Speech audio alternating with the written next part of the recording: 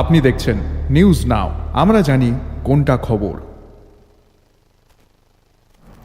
রাজ্যে দীর্ঘদিন শিক্ষা এবং স্বাস্থ্যের দুর্বলতার কারণে উপজাতি জনবসতি এলাকাগুলিতে ধর্মান্তকরণ হয়েছে বলে বৃহস্পতিবার সাংবাদিক সম্মেলনে জানিয়েছে জাতীয় তপশিলি উপজাতি কমিশন।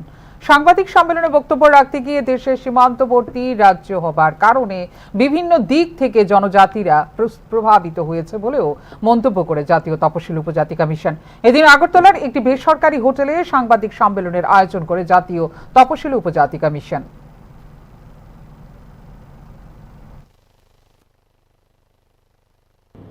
आज तक जो भी कुछ जो धर्मांतरण का जो जिक्र जो हुआ है वो दो कारण रहा है, एक शिक्षा और एक स्वास्थ्य।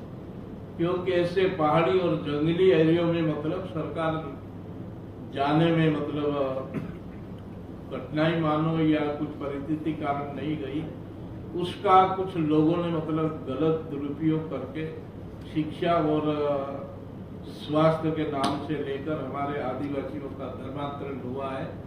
ये रुकना चाहिए। हमने जिला प्रशासन को बोला कि भाई कि कोई अगर इस प्रकार के जबरदस्ती कोई ऐसे कार्यक्रम चलाते हैं, समाज के हर वर्गों को अधिकार है कि भाई आदिवासी का धर्मांतरण नहीं होना चाहिए।